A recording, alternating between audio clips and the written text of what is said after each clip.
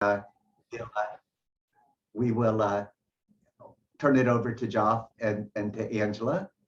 So this is one of our monthly series on career development, faculty development, and the whole focus of this series is to make us reflect a little bit on how we do what we do, which is educate, teach, but we also develop our own careers. So some of our sessions are related to teaching, like today's. Others are related more to other areas of finding an area of expertise and how do you develop that area. And if you look at the upcoming series for the next 6 months, we have a couple really interesting sessions that I hope people pay attention to, including Jim Adams coming in February to talk about how do you negotiate with your chair. And I wanted to do it before bonus time, but it didn't work out that way. But it should be very interesting because I even hear from some of our graduating residents, how do I negotiate my package? And the question that I give back to them is, what do you have to negotiate with?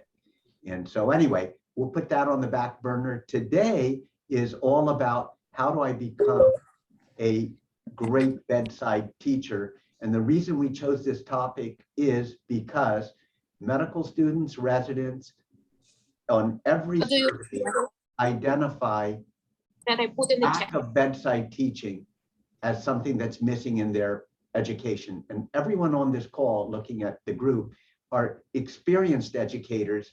So why do the residents keep identifying lack of bedside teaching as a big concern? So hopefully Angela and Joff are going to answer that question and also give us some advice. So I now turn it over to both of you and I thank you. And I think actually we have, I'm missing a third member of your panel and I apologize for that. Is there a third member? So actually, Dr. Jagoda, we have a little surprise for you. We have a full panel of, I believe, a total of 8 wow. excellent clinical teachers that were identified by residents. And so they are actually going to share all of their strategies and tips.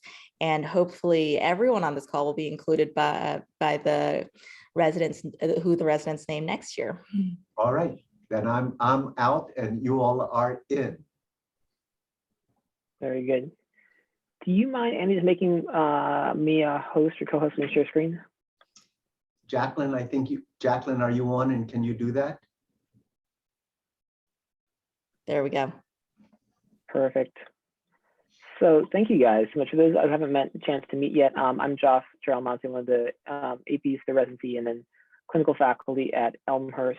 And Angela, I want to introduce you to the folks who don't. Sure. I'm Angela. I'm one of the APDs at Sinai, clinical faculty there as well.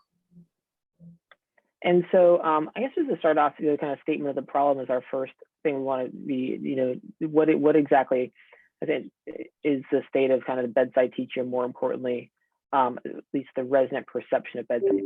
Andy pointed out, I think that's really oftentimes a question that comes up is, what do the residents think they're getting on shift?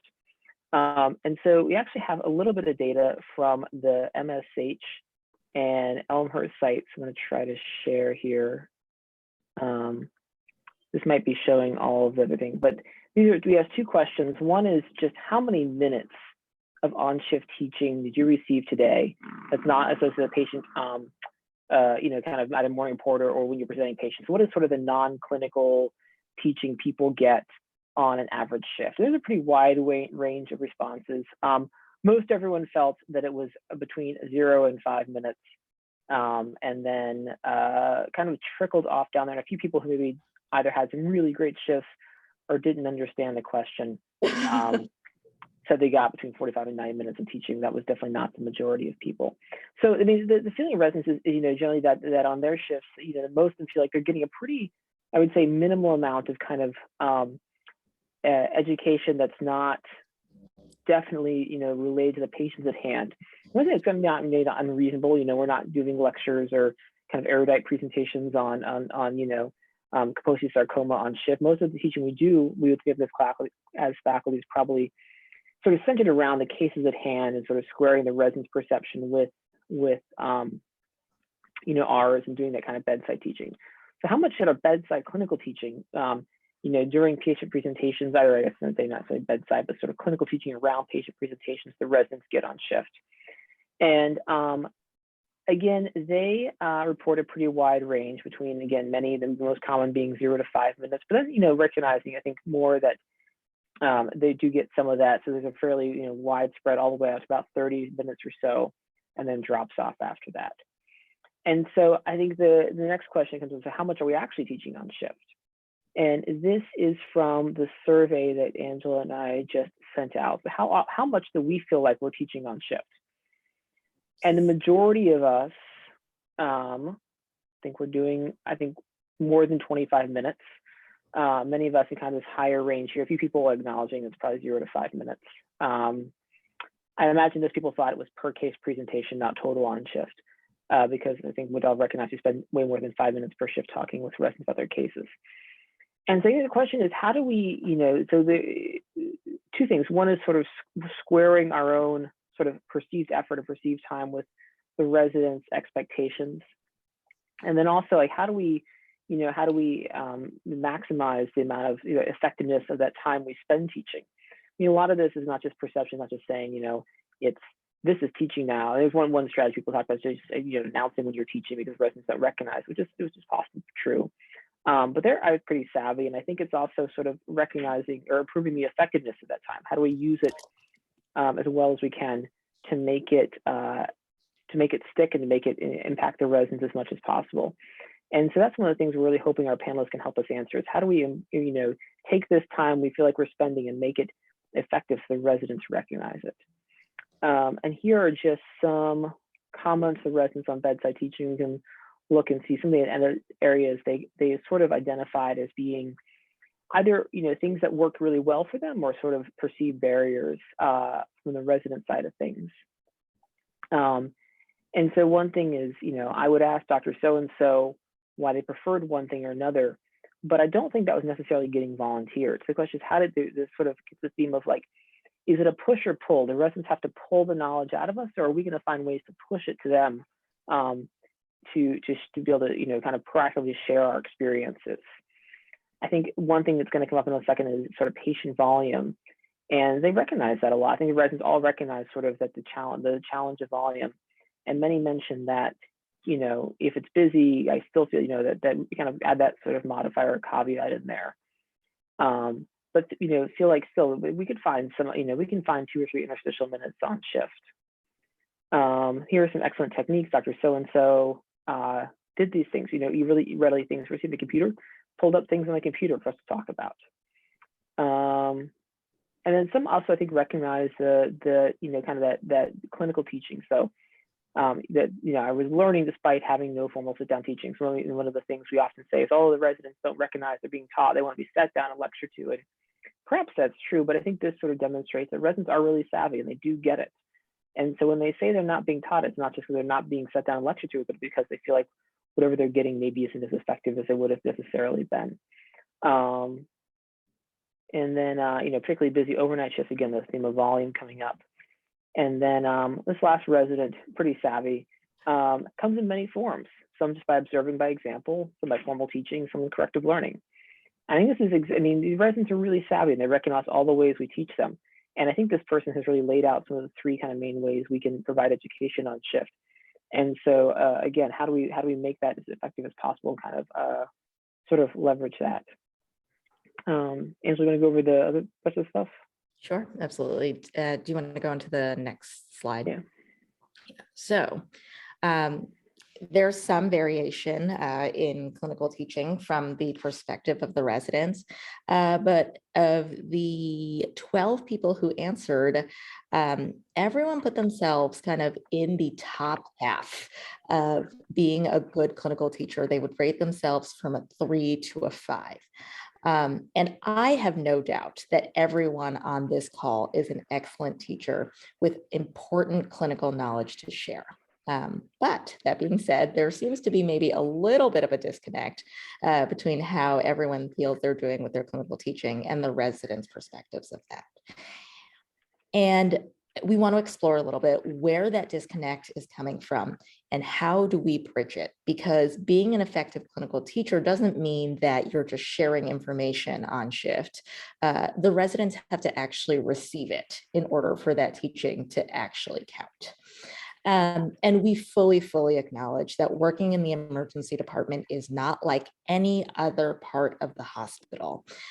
We face some pretty unique challenges to giving good, effective bedside teaching. Like the residents astutely note, we don't really have kind of the setup to be able to round and have someone bring a paper and everyone will discuss it and have set teaching time. And so what we kind of did was we wanted, and we actually had a chief resident join us as well, because we wanted all of you to really hear what hurdles people felt existed in the ED to good, effective clinical teaching. And then what are specific strategies that you can implement to make sure that the valuable clinical information that you have to share is getting across to the residents. We're going to make one more interactive portion of this. And so, Jeff, if you could go on to the next slide, I'm going to have everyone scan this QR code, and it is going to bring us to a word cloud. And I just think that everyone is going to find a little bit of commiseration here, because I think you're going to find that a lot of the strategies a lot of the hurdles that you're finding for the that are challenging to teach effectively on shift, everyone is finding as well. So if you can just click on that, and then I'd like you all to just kind of free write, enter your thoughts, and answer what are challenges you face to providing bedside teaching. And Any chance you can drop the link in the chat for those of us already on our phones? Yes, absolutely. I will go ahead and do that. Hold on one second. I'm trying to do it now and still figure out technology. Sorry to be difficult. No. Here we go. I'm dropping the chat right now. I don't know if I did something wrong. It's asking me to either log in or sign up. You know what? I think that, like all good bedside teaching, we're just going to keep it simple. Maybe everybody just announces, but just Wait. I was able to do it. If I was able to do it, anyone can do it. Log in with your Gmail account and you get right to the site. I can't even begin to tell you how many assumptions are in that statement.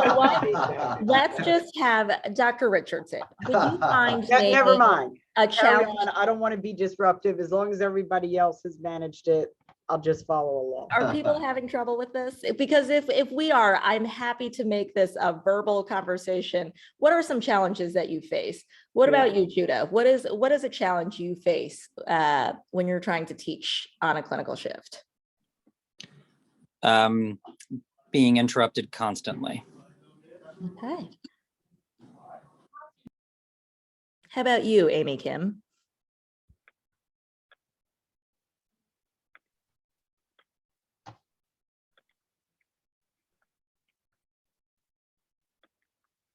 I would say, again, always carving out the time. You're always thinking that there's going to be a natural pause to make for teaching, and that sometimes that pause doesn't exist at the right time.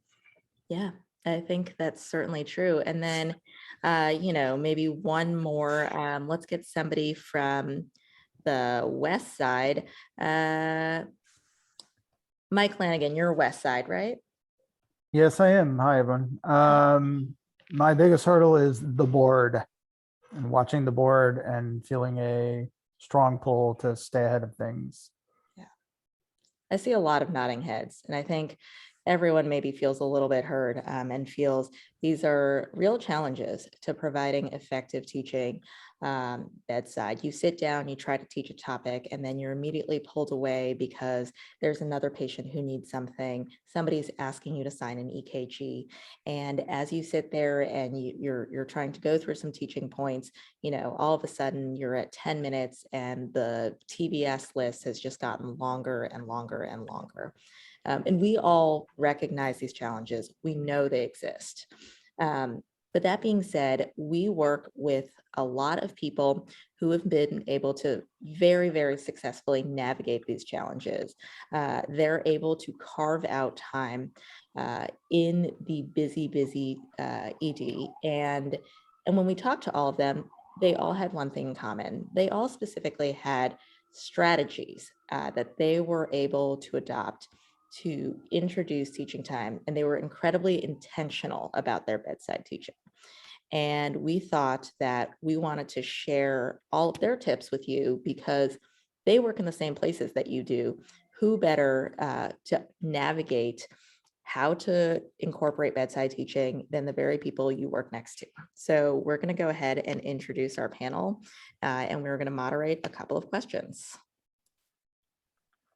Jeff, do you want to lead off? Yeah, so I guess going from my home site of Elmhurst, we have Dr. David Shirkus kindly joining us from his after a 3 to 11 shift this morning. He's one of the experienced clinicians here and recognized as an excellent bedside teacher by our residents. And then from the Mount Sinai West and Mount Sinai Morningside programs, we have Dr. Chris Richardson, who was honored by his program as being a speaker at the White Coat ceremony this year, and Dr. Beth Storch. From Mount Sinai, Maine, from the PDD, we have Sylvia Garcia. And then we also have one of our new EM crit care faculty, Dr. Anthony DeVivo. And then I'm trying to say, Stephanie Hernandez was actually so kind to join us while she's on vacation, but I think she's running into some trouble with Wi-Fi, so she'll be popping in and out. And then with that, also, we just want to introduce Dr. Dania Gooden, who is our chief resident, puts together incredible conference content, and she's here to offer us a little bit of the resident perspective. And we almost forgot BI. I'm so sorry, Dr. Jonathan Michaud. I was distracted by how incredible you look in your suit. Nominated also by the residents, Dr. Jonathan Michaud, who is faculty down at Beth Israel. Yes. All right, Erlita, I'm going to open the breakout rooms, and so we're going to randomly divide it up.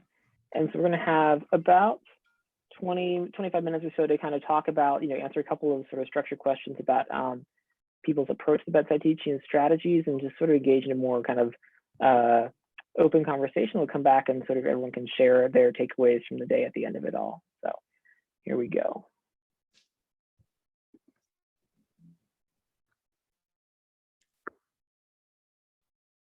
All right. Excellent. So we can go ahead and get started. Let's just go through a couple of the questions. The first is, you obviously all have strategies to ensure that teaching happens on shift. What is it? Don't all jump in at once. I can call on people, whatever makes people more comfortable. I can mention a couple things. Great. So my name's Bess. Nice to meet everybody. I work at Morningside and West. So I agree with everyone. It definitely can be really difficult to find the time. What I like to do, what I've caught myself doing that I don't like myself doing, is jumping and making assumptions about the resident's assessment and plan for the patient before I see the patient myself. It can be very easy to kind of say, well, why would you need to send a D-dimer on this young person? And kind of like being critical or questioning what they're doing before I actually go and see the patient. So what I like to do is to have the resident give me their presentation, and then without making any comments on what the next workup or what the plan would be, go see the patient myself. And if I find that there's any discrepancies in the history or the physical, rather than coming back to the desk and saying to the resident, well, I got a completely different story, or, my abdominal exam was totally different than yours. I thought it was benign and you thought there was focal tenderness. I'll actually ask the resident to come with me back to the bedside. And so not make them feel like they missed something or that they did something wrong, but to then go through this, not to redo the whole history and physical, but to either together with them at the bedside, ask that specific question that may have changed the management, or redo some certain part of the physical exam together. And it can take like 2 minutes, 3 minutes or less, and just demonstrate to them and do it together to see what the difference is. So I think that in that it doesn't take a lot of time. It puts a positive spin on critiquing the resident, because then kind of together you can see the change in the history and the physical. And I think that's been well received. Excellent.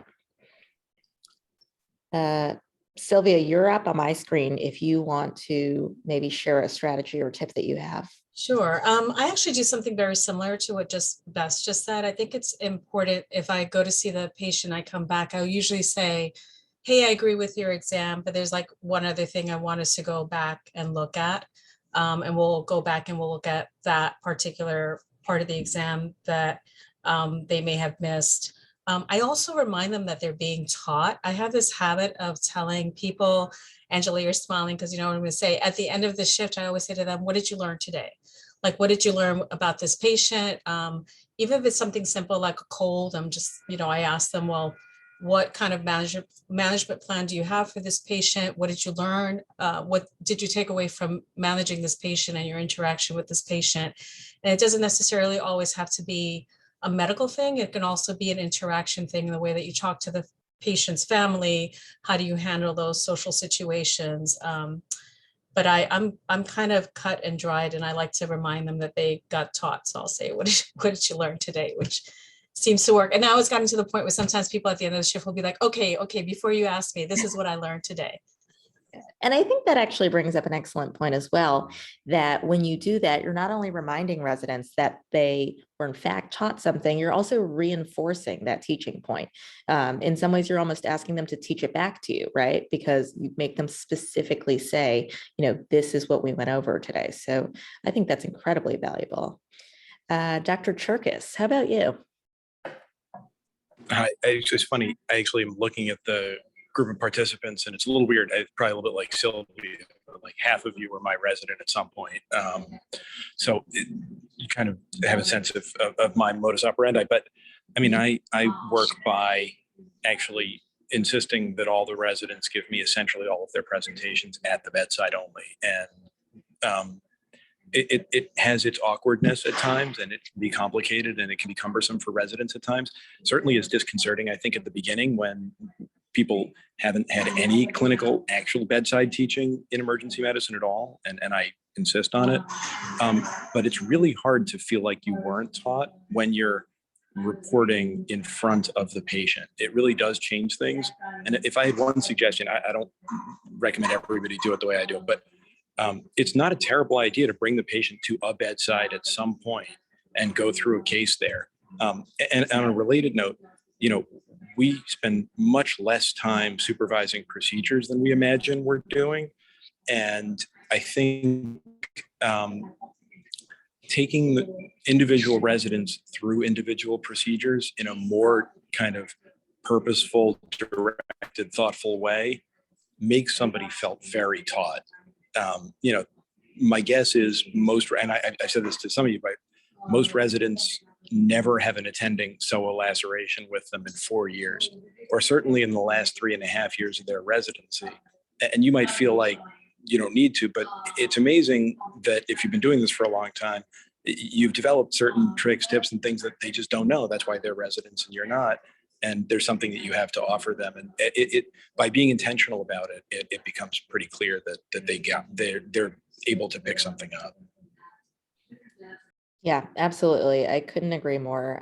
And not to frighten everyone on this call, but sometimes once you start really standing by the resident for beginning to end of the procedure, you're a little horrified. So I think it's a good thing to go. And sometimes it's just, you're doing everything right and great job.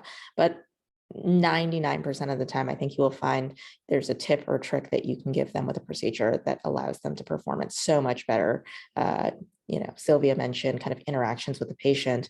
They might technically be doing the procedure exactly the way you want to, but they're not explaining it. The patient's crying and they're kind of doing nothing to acknowledge that. And these are all valuable points in kind of how you can help our residents become better physicians.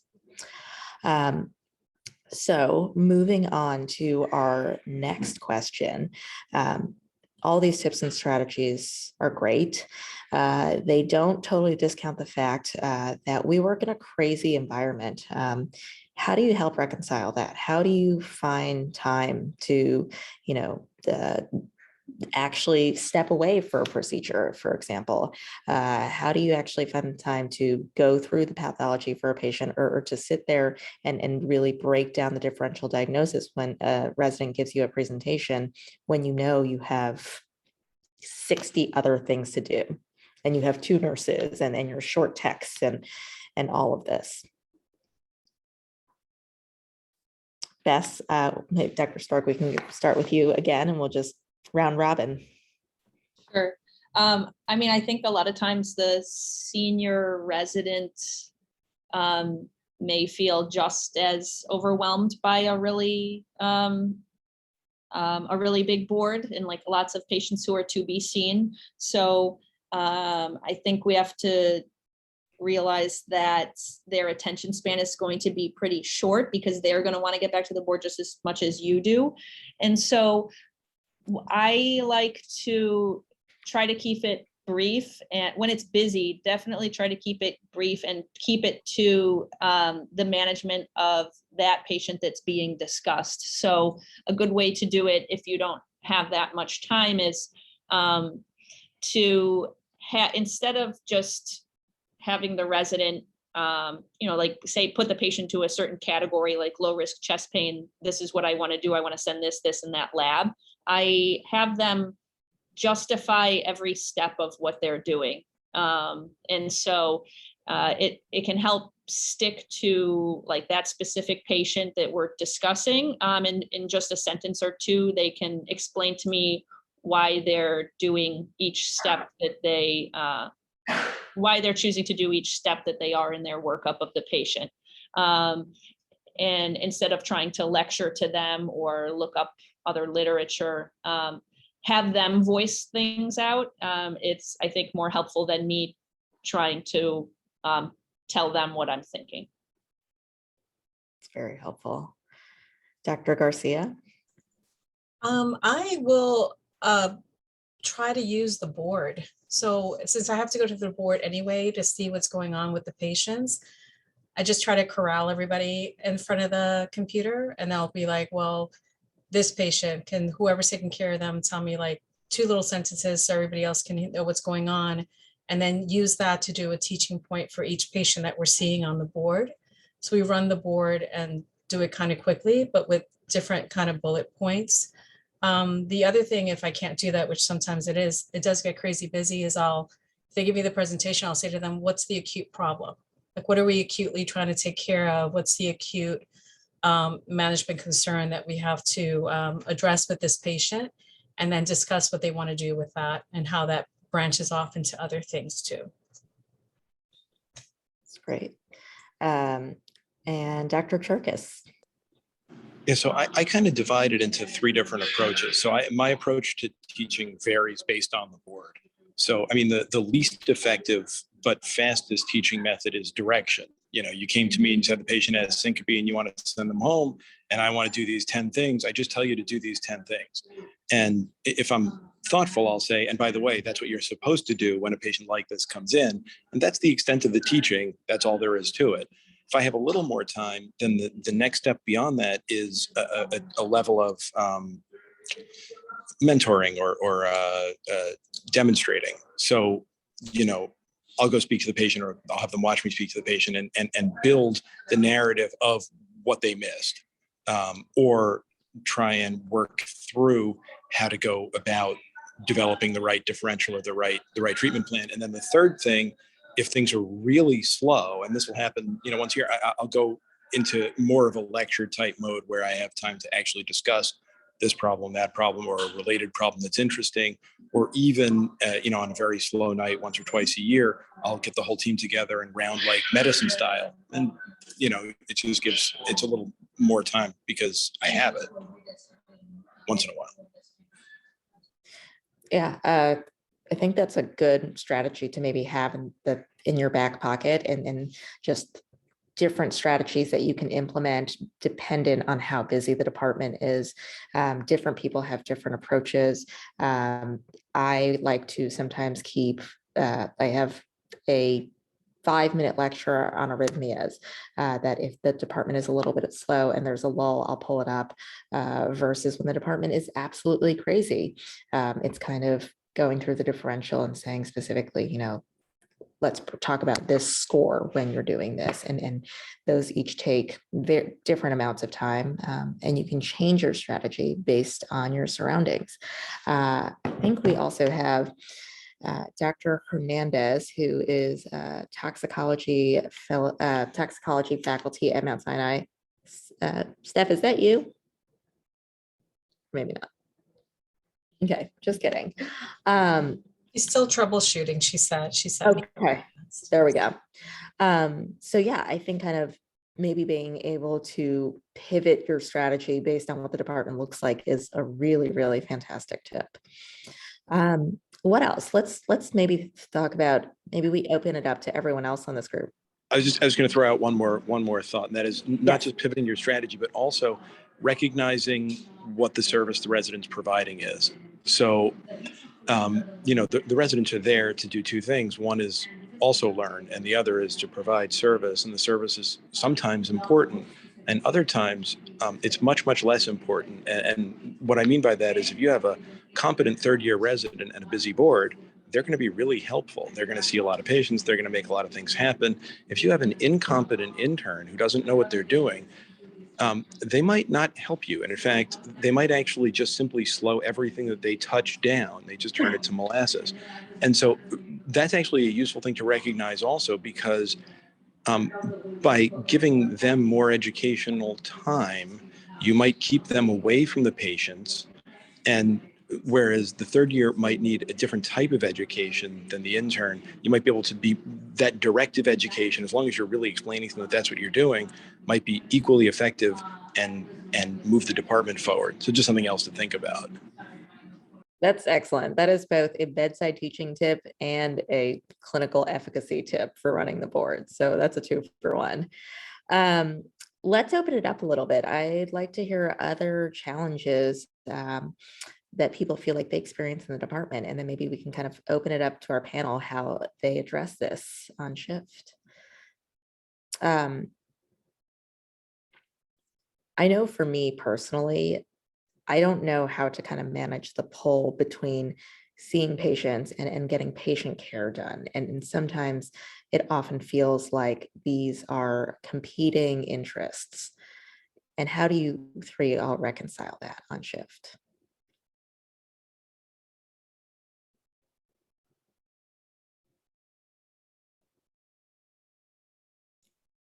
Say that again, Angela. It's seeing patients and Kind of, it feels like patient care is a competing interest with resident education.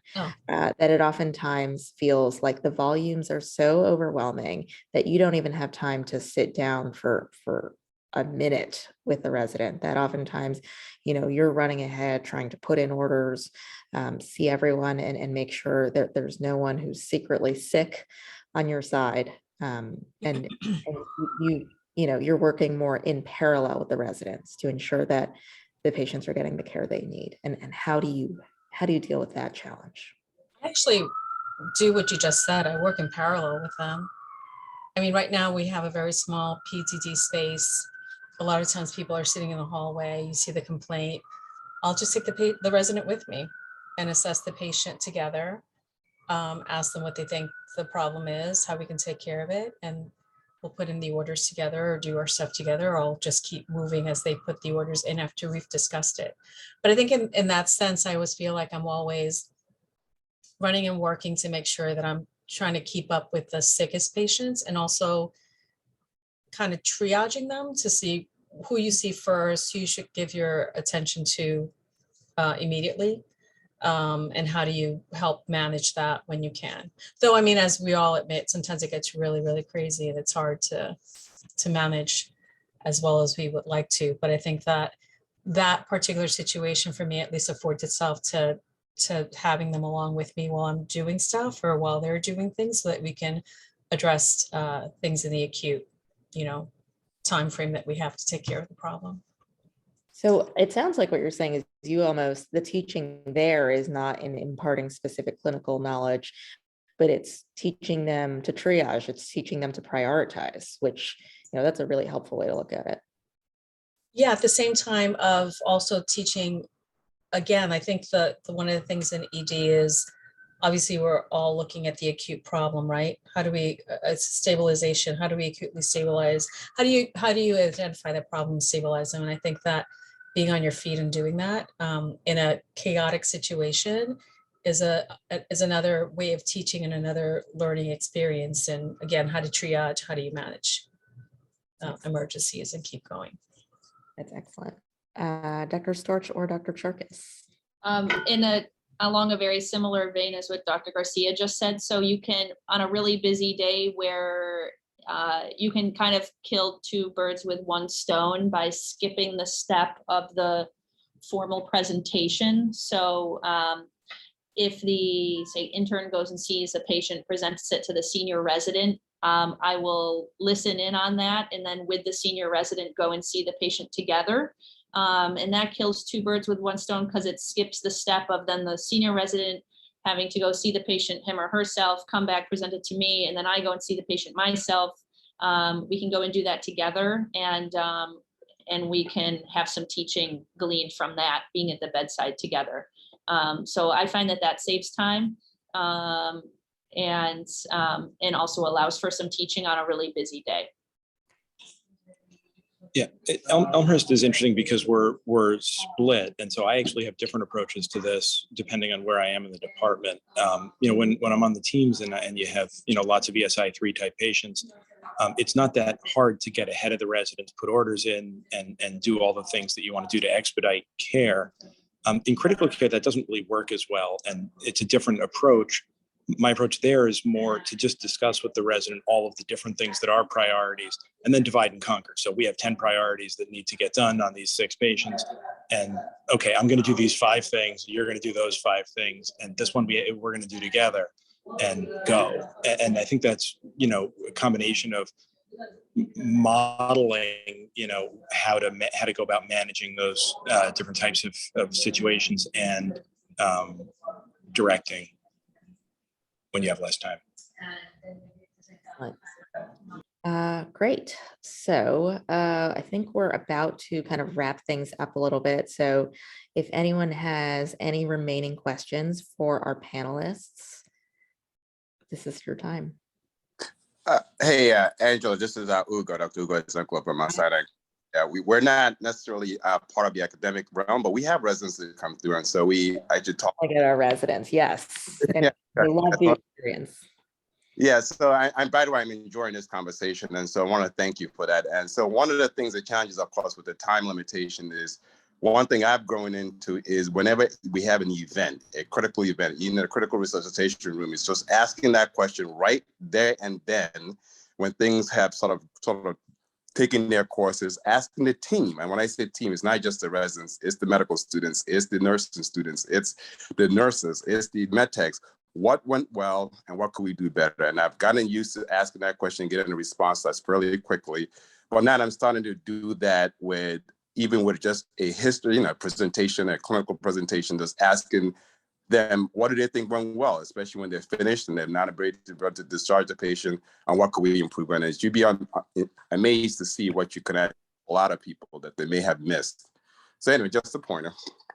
Thanks for the conversation. That's excellent. That's very valuable. Thank you, Ugo. All right.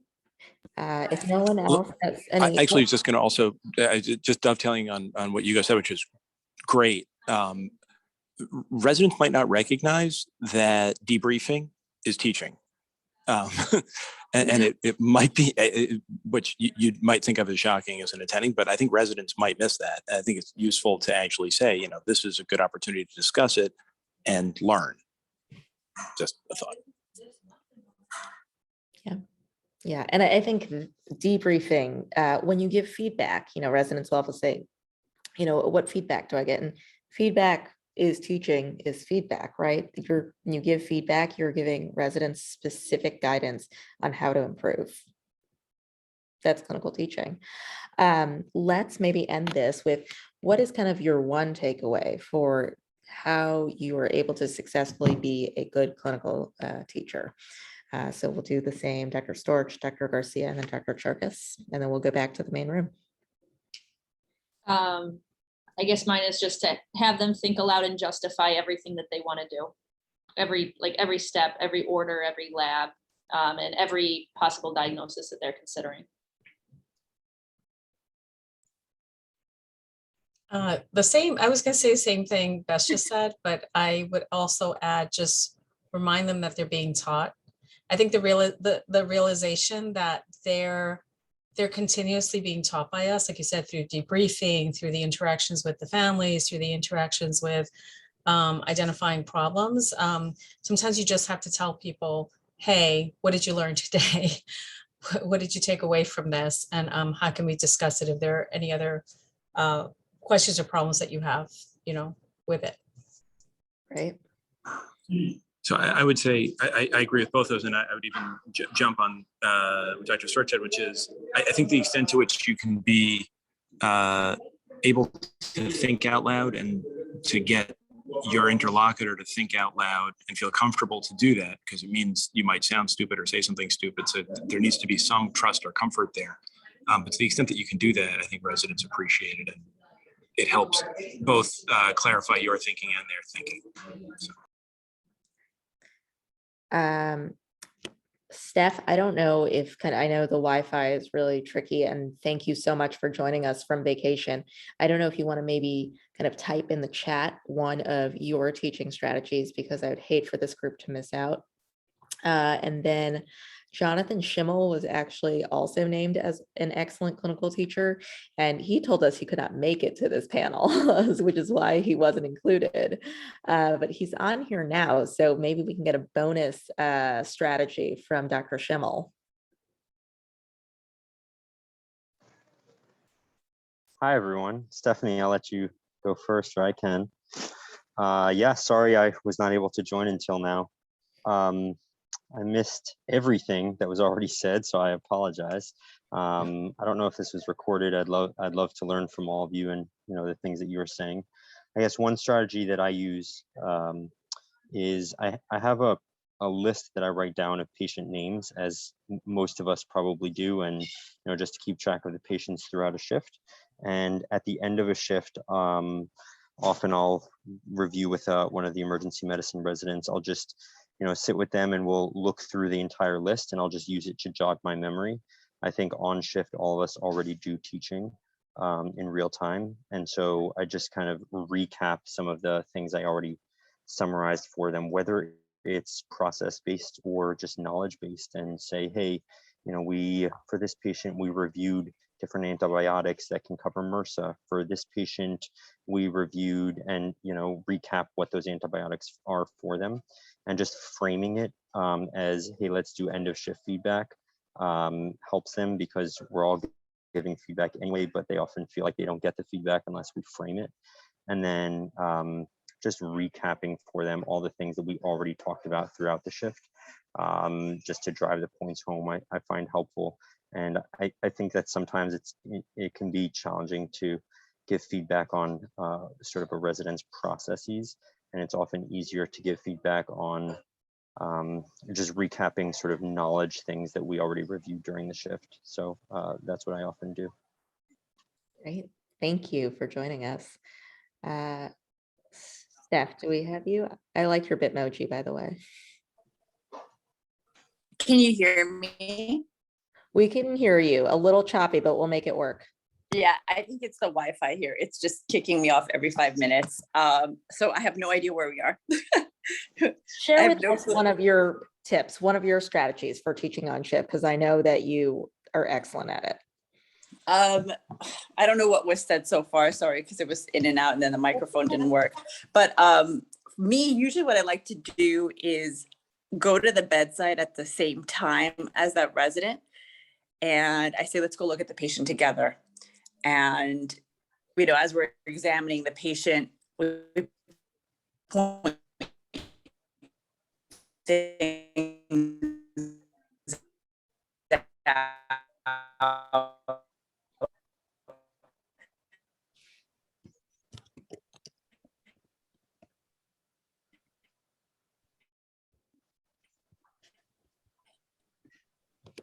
And we sort of and our plan at the bed troubleshooting and strategy. What do you think? What else should we do for the patient? What else do we think is on and things out about the patient and going over it. So sorry, then Sylvia says I'm fading out. Something is really bad about this connection. But yeah, it's sort of being just hands-on at the bedside. Mm-hmm. Excellent. Great. Well, thank you. So that kind of brings us to the end of our small groups. We can return to the main room. We'll summarize a little bit of the tips and strategies that were shared in both rooms, and hopefully you have some ideas for how to incorporate more bedside teaching on your next shift.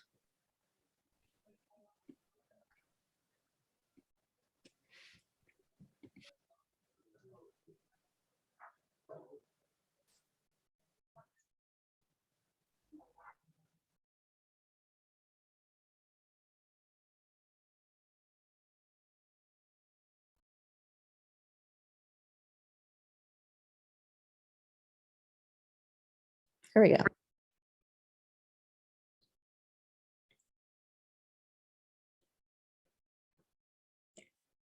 Welcome back.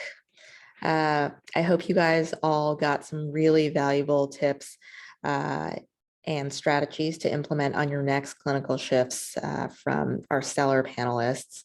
I think a real takeaway from our group was that bedside teaching, believe it or not, actually happens at the bedside.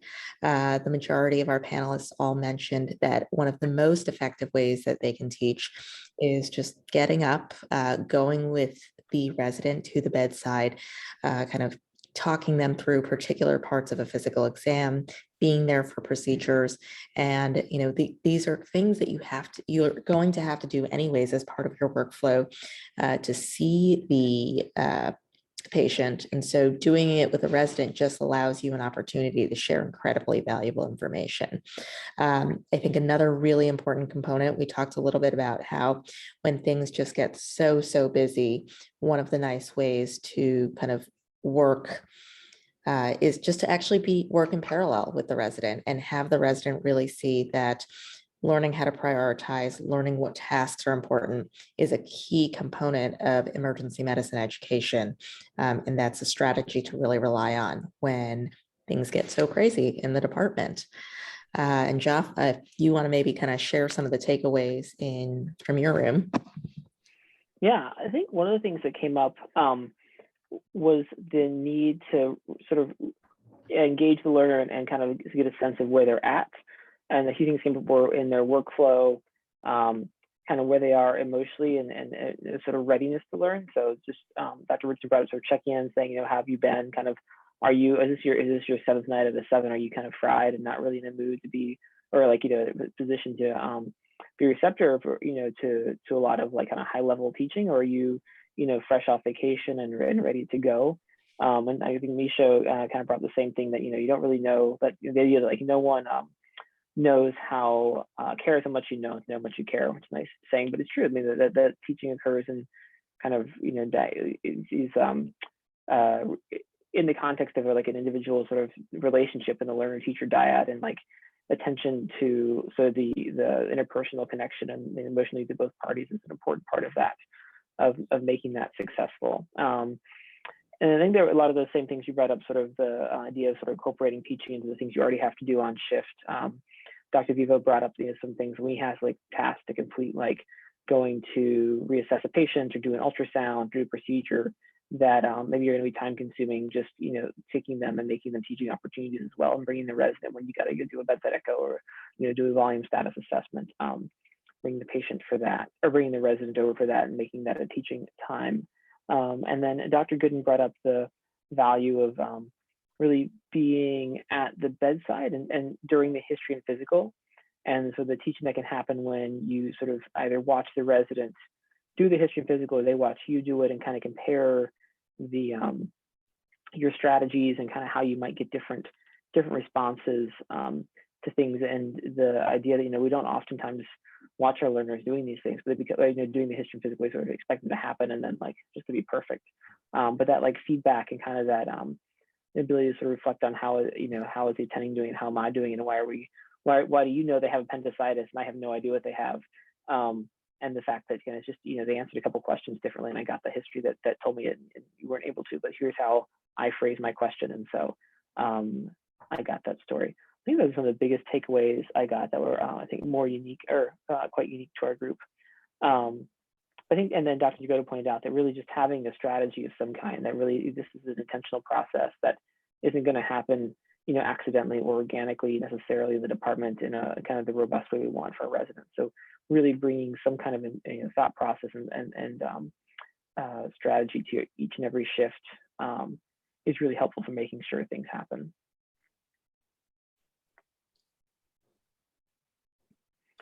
So I guess before we go, any parting thoughts from any of our panelists or any of the participants that you want to share, or things that really resonate with you, or any ways you want to share you're going to take this back to either your clinical practice or to share with your partners or your residents?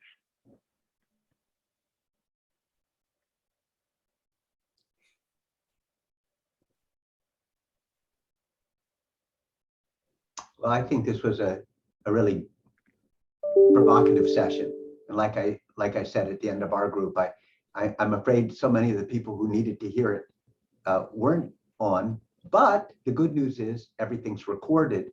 And we can tell our senior residents, our junior residents, and our faculty, listen in on the session, and maybe it helps you think. We had also talked about maybe putting together a little bit of a annotated bibliography on bedside teaching that might be helpful for some of our faculty to be able to reference. Because this is something we can't let go of. It just keeps coming up over and over again for my 40 years in emergency medicine, and way before me and way after. Students don't feel they get enough bedside teaching. But I will let you in on a yet to be announced report that the emergency medicine clerkship was ranked #1 again of all the mandatory clerkships in the medical school. And there's 9 mandatory clerkships, and we were ranked #1. And what that says is we all are doing something right, I think. And so that's a big congratulations to all of you and all of our colleagues. That is just huge. And we weren't just a little bit better than all the other clerkships. We were a lot better.